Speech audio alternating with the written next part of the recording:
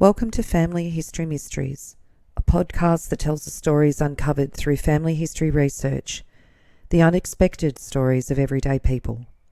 I am an avid family historian who has been compiling my family tree for over 15 years, with nearly 20,000 people recorded in my trees. And please put a review on my podcast. That will certainly help in getting the word out there and creating more listenership. Episode 259. Daniel Doran.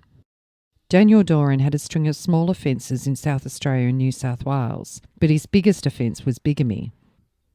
Daniel Doran was also known as John David Doran Dallin and John Frederick Darling.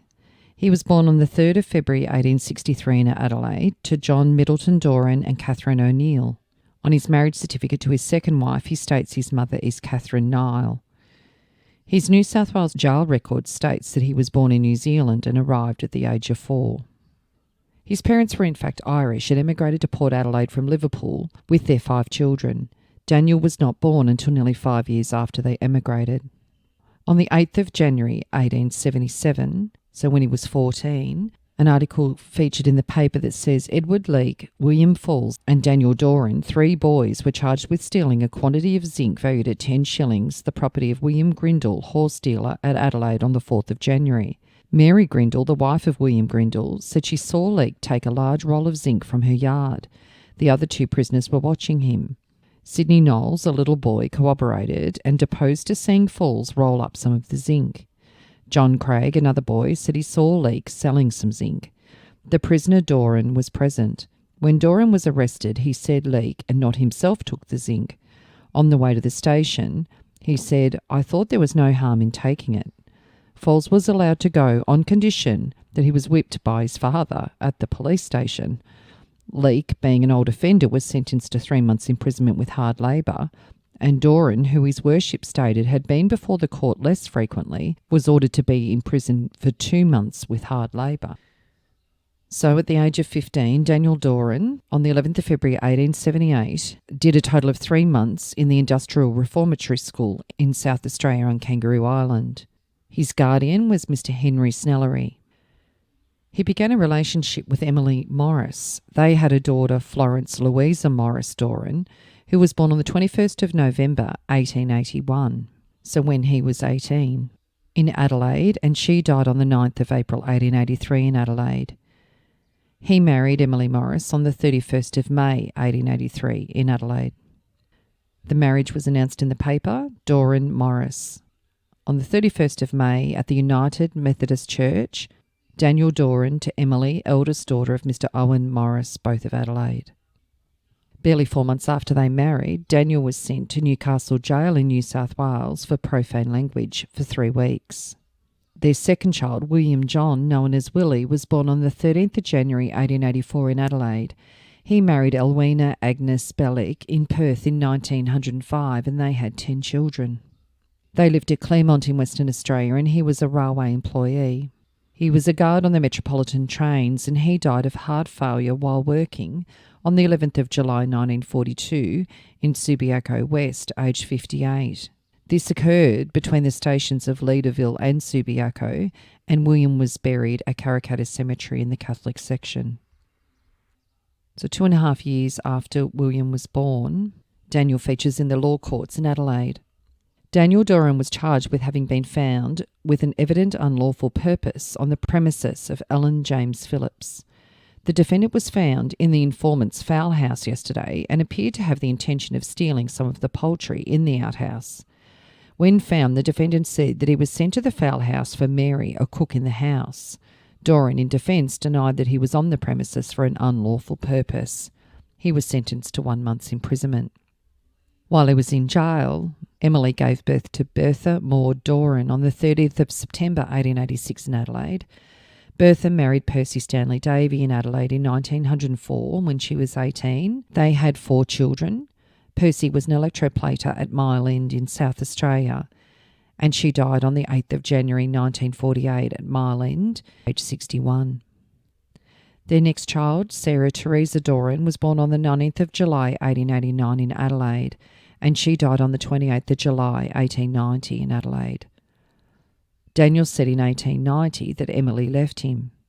However, the reasoning behind why they separated is that on the 13th of March 1890, Daniel was charged with robbery from a person that occurred on the 18th of February 1890. He received 4 years hard labour. He stated he was born in Adelaide on this jail record, and he had convictions running from 1886 to 1889, ranging from willful damage to assault to false pretences in South Australia. In reference to the February 1889 misdemeanor, in the South Australian Register, it states that Daniel Doran was charged with damaging property valued at 58 shillings belonging to Owen Arthur Morris, with assaulting Owen Morris and with assaulting Ellen Morris. Doran pled not guilty. Morris said that Doran, who was a big strapping fellow, came to his house and without provocation created a disturbance.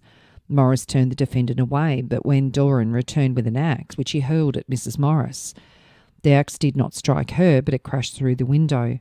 Doran, before he threw the axe, broke some crockery. Doran said the things were not willfully broken. They were smashed during a general fight. He was ordered to pay the damage, £5 for each assault, £1 fine for damaging the goods, and costs of £15, 10 shillings in all. So the Owen Arthur Morris referred to in this article, and Ellen, is actually Emily's brother and sister-in-law. He was discharged on the 15th of November 1892. In the South Australian Police Gazette, it announced his discharge on the 23rd of November 1892. It says Daniel Doran tried at the Supreme Court on the 18th of February 1890 for robbery from the person, sentenced to 4 years hard labour, a native of Adelaide, a groom, born in 1864, 5 foot 9.5 inches, dark complexion, dark brown hair, blue eyes, rather small nose, medium mouth, round chin. Vaccine marks on both arms, large scar right side of back, and a small scar inside the left knee. Freedom due on the 25th of November 1892. Emily lived with Daniel until 1893. They had lived in Adelaide, New Zealand and Melbourne, and settled finally in Adelaide. In August 1896 in Balranald, he received 2 months hard labour for larceny. On the 2nd of September 1896, in the Riverina Recorder, it outlines the case. He's now using the alias John Frederick Darling. It says John Frederick Darling was charged with the larceny of 2 bottles of cordials from the Balranald Hotel on the 26th of August and pled not guilty. Senior Constable Curry stated that from information received, he and Constable Moody arrested the accused when they found him lying in a hollow log on the south side of the river and brought him to the lockup. Mary Jane Murphy stated that the accused was in her house on the previous evening at 8:30 with 2 others. She called one of the girls and a few minutes afterwards heard the trapdoor in the bar moved.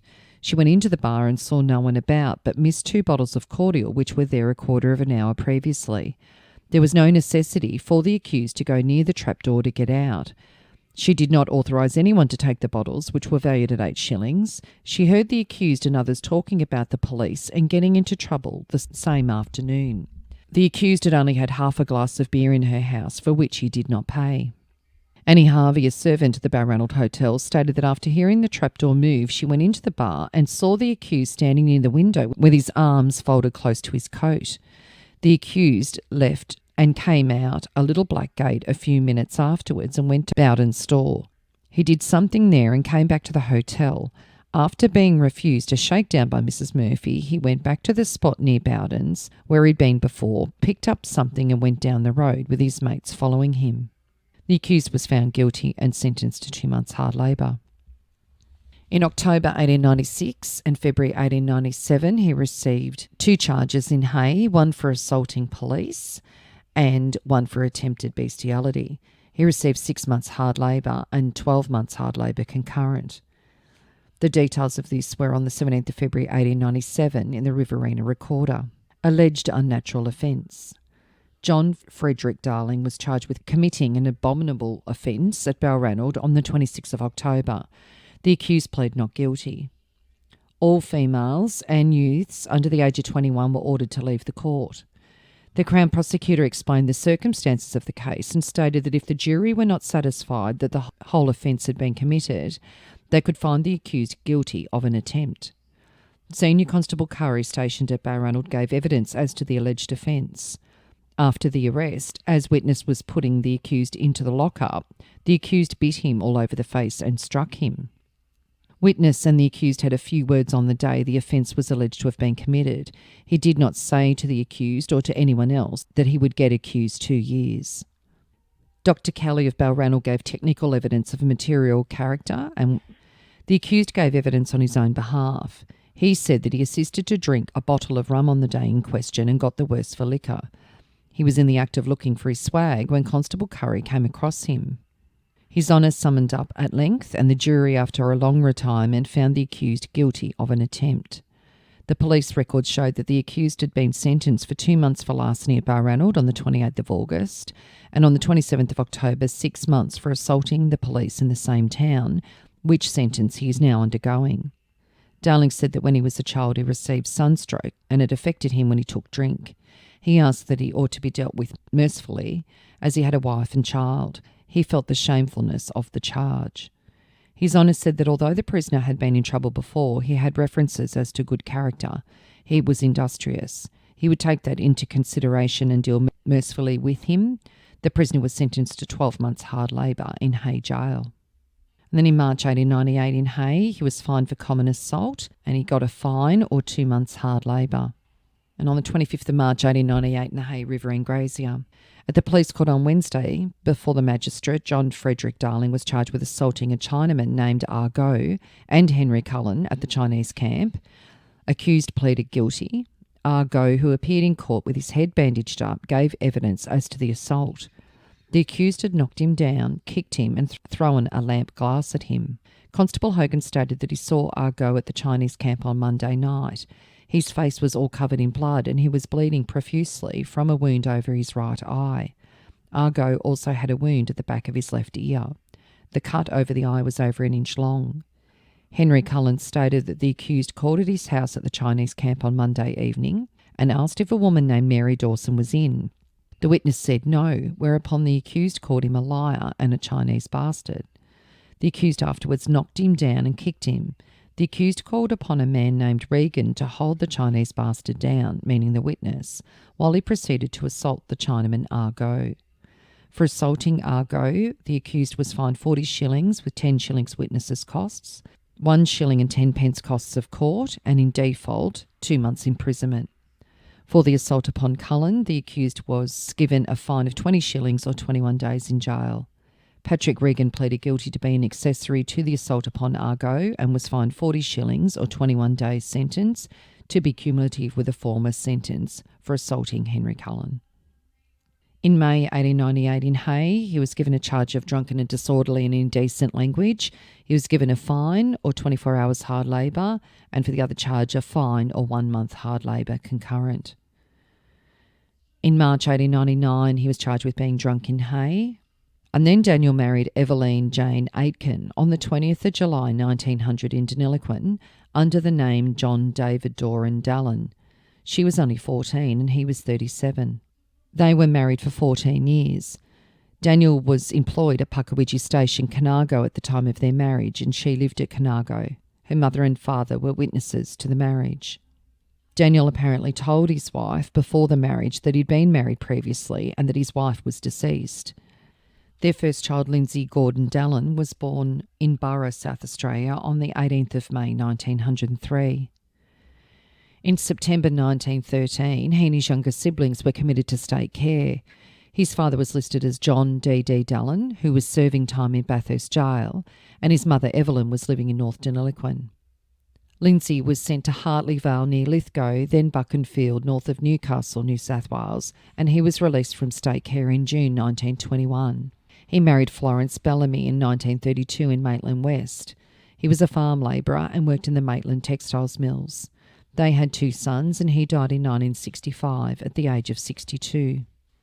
Back to Daniel, he was charged in Mildura for being drunk in July 1903. Their second child, Morris Philip Dallin, was born on the 15th of December 1904 in Mildura. Morris was also put into state care and lived near his brother Lindsay, and he married Lindsay's sister-in-law, Ethel Maud Bellamy, in West Maitland in 1933 when he was 29 and Ethel 22. They had 7 children, and he died on the 2nd of August 1984 at Morpeth, New South Wales, aged 79. The next child they had was Maureen Dallin. She was born in 1907 but died in 1908 in Renmark, South Australia. Meanwhile, with Emily leaving Daniel, she lived for 7 years after the end of their relationship in Adelaide, and she worked at a store that was kept by Abraham Major, a Turkish man. She married Major after she left Daniel and lived with him until Doran turned up to her in 1908, and she'd been married to Major for 10.5 years by this stage. Once Major realised that she was already married, he sold out and went back to Turkey. Daniel called in to see her at the store. She told him she tried to get a divorce from him, that she'd consulted a lawyer about a divorce, but she found the expenses too great. She also said that Eveline came to her 5 years prior, so in 1903, to find out if she was in fact married to Doran, and she told her that she was married to him and she did not want to see him again. She also showed her the certificate of her marriage to Major. Eveline came and abused her every day for 7 months, and she had to take a summons out against her. She never heard anything more of the accused or his second wife until the July. In March and April 1909 in Renmark, he was charged with riotous behaviour and assaulting police. Another daughter, Marjorie Linda Dallin, was born on the 16th of May 1909 in Renmark. She was placed into state care in September 1913 with her younger sister Joan. Marjorie married Frederick Rogers in Petersham, New South Wales in 1931 when she was 22 and Frederick 30. They had 2 children, and she died on the 23rd of January 1968 in New South Wales, aged 58. 9 months after Marjorie was born, he was charged in Mildura with being drunk and indecent language, and again in May 1910 with being drunk. Joan Dallin was born on the 11th of May 1911 in South Australia. As mentioned, she was placed into state care at the same time as her sister, and she was placed at Carlingford, New South Wales on the 10th of October 1913, Parramatta in February 1914, Harris Park in April 1914, Parramatta in August 1915, and Leichhardt in December 1919. Joan married Arthur Lawrence Pincham in Sydney in 1930 when she was 19 and Arthur 26. They had 2 children. Around 1947, she married Theodore Lefanu. In 1963, they were living at Enfield, New South Wales, and he was a caretaker. Joan died in 1978 in Sydney, aged 67. Only a month after Joan was born, Daniel was charged with being drunk in Mildura in June 1911. He was charged with offensive behaviour in Mildura in May 1912. At Wentworth in December 1912 and March 1913 for being drunk and assaulting his wife. Another child, John Dallin, was born on the 2nd of July 1913 at Wentworth. He was committed into state care in September 1913, the same time as his brother Lindsay, so he was only 2 months old. He died on the 16th of January 1917. And on the 2nd of July 1913, in the New South Wales Police Gazette, at Wentworth, John David Doran Dallin, alias Daniel Doran, charged on warrant that he did at Adelaide marry Emily Morris, and that whilst so married did at Deniliquin marry Eveline Jane Aitkins, the said Emily Morris being then alive, and has been arrested by Constable Ryan of the Renmark Police.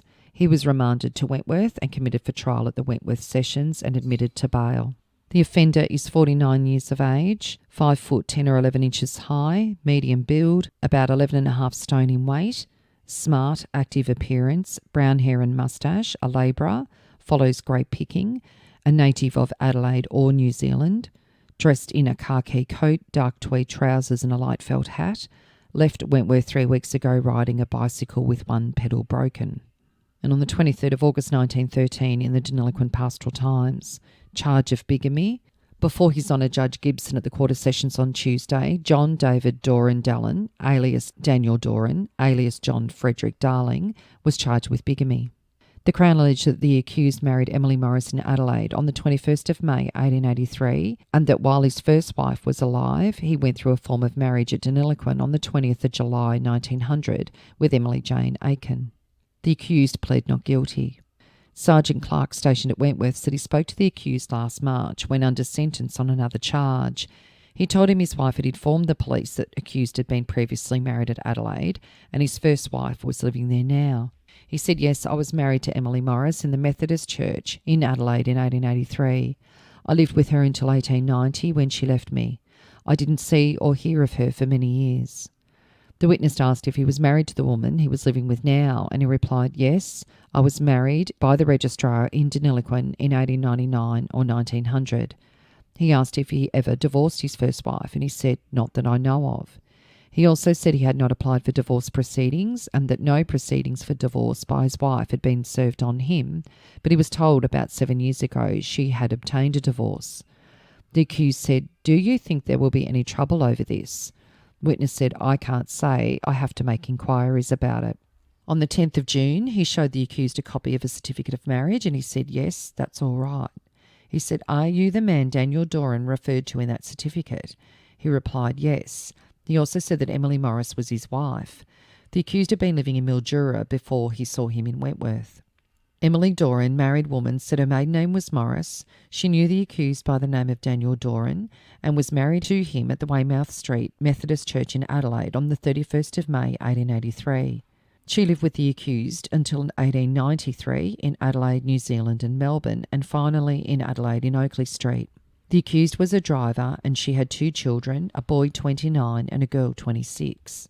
At this stage, His Honour warned the witness she need not give any evidence against her husband unless she so desired.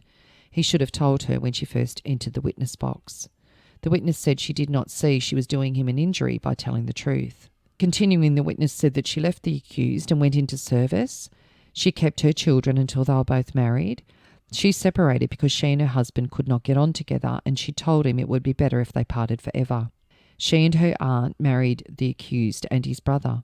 Her aunt's husband died some years ago. It was 15.5 years from the time she left the accused until she saw him again. She was keeping a store in Adelaide and she saw him pass the door. Accused never complained of my conduct with other men. He never had any cause to. When she left him, she took her girl and did not tell him where she was. She did not know her husband stayed in Adelaide 12 months and was making inquiries for her. She never wished him to find her. He was dead as far as she was concerned. She took a situation as Emily Morris. She lived for 7 years in Weymouth Street. The store in Gronga Street was kept by Abraham Major, a Turk. She married the Major 10.5 years after she left her husband and lived with him until 5 years ago when Doran turned up. The Major then sold out and went home. Doran called to see her at the store and she told him she tried to get a divorce from him and had consulted a lawyer about the divorce, but the expense was too great. It was no use the accused applying to her relatives for information as to where she was because they would not have told him. His second wife came to her 5 years ago to find out that if she was married to Doran. She told her that she had been married to him and she did not want to see him again. She showed the certificate of her marriage to Major to her. The second wife came and abused her every day for 7 months and she took a summons out against her. She never heard anything more of the accused or his second wife until July. Thomas McCann Mason, residing in Adelaide, deposed that he was a witness at Doran's marriage to Emily Morris. Eveline Jane Dallas said she had been married to the accused for 14 years. He was employed at Puckawidgie Station, Conago, and they married in Deniliquin. The accused told me before my marriage he had been married previously and his wife was dead. I have 3 children living and 2 dead. In 1907 at Renmark, the accused told me he heard his first wife was alive and that she should go to Adelaide to see if it were true. She went there and her husband went later. He said she was living in Adelaide under the name of Major. She saw his first wife, who said she looked upon Major as her lawful husband. She said she had got a divorce from the accused. Witness then considered her marriage with the accused was all right. Last February, in a fit of jealousy, when she thought he was getting letters from his former wife, she went to the police. She afterwards found the letters were from a former employer. He was a labourer in the fruit districts and had been a good husband to her and her children. Her eldest child was 10 and youngest 6 weeks. William H.L. Aitken, labourer, said he first knew the accused at Puckawidgie Station. He was present at the marriage of his daughter and the accused. The accused made a statement in defence saying, "I have only to state that I admit the previous marriage and I thought my former wife was dead when I married again. When I saw my first wife a few years ago, she and her brother said she had a divorce." The jury retired for 45 minutes and came back with a verdict of guilty and a recommendation to mercy. A list of 20 convictions against the accused, including one of 12 months for a serious offence at Hay, were handed to His Honour. In passing sentence, His Honour said the conviction showed that the prisoner was a most disreputable character and he would be sentenced to 2 years imprisonment with hard labour in Bathurst Jail. Another child, Beryl Doran, was born at Borough, South Australia in 1914. However, she died in 1914. Noelle Doran was born on the 24th of December 1915. She's believed to be a daughter of Evelyn J. Aitken. The Doran surname was used, but the father could not have been John Doran as he was in jail for bigamy at the time of Noelle's conception. She was given up for adoption and raised by the nuns at St. Santa Sabina College at Strathfield, New South Wales. Noelle married Frederick Percival Taylor, known as Billy, in Randwick in 1936. They had 3 children, and she died on the 4th of August 2001 in Sydney at the age of 85. Another child, Barbara Evelyn Doran, was born on the 21st of April 1917 in Renmark, South Australia. Barbara is most likely Alan Fiskin's daughter. She married Leslie Clark at Daly, South Australia in 1932 when she was only 15 and Leslie 20. They had 3 children and Barbara died on the 30th of April 1973 at Ardrossan in South Australia. Eveline, Daniel's second wife, married Alan Campbell Fiskin in Clare, South Australia on the 1st of February 1919.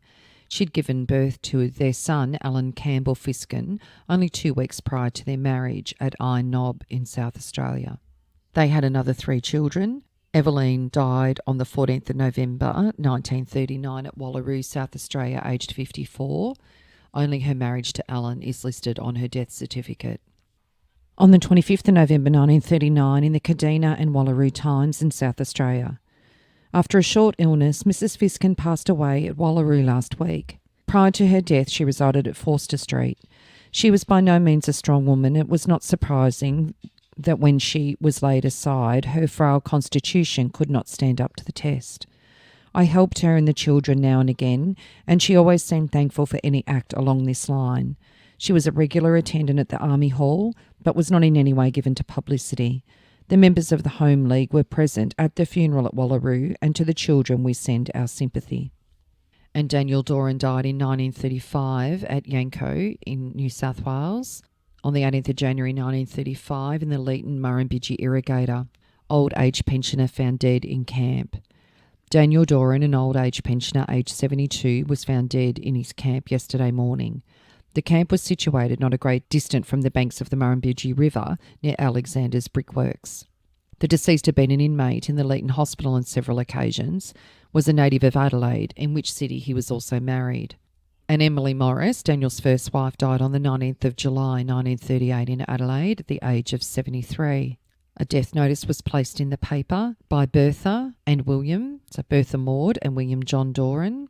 So the 2 children that she kept and went away with clearly had a close bond with her and maintained contact with their mother throughout their life. So the interesting life of Daniel Doran. He certainly had a range of misdemeanours and a little bit of investigation considering that he had 2 wives and quite a few children. If you are interested in sharing your story on my podcast Family History Mysteries, please go to my Facebook page and send me a message. If you would like some assistance in filling in the gaps in your family tree to see what mysteries you solve, please get in touch. And don't forget you can have early access to episodes by subscribing, and you'll also gain access to bonus episodes.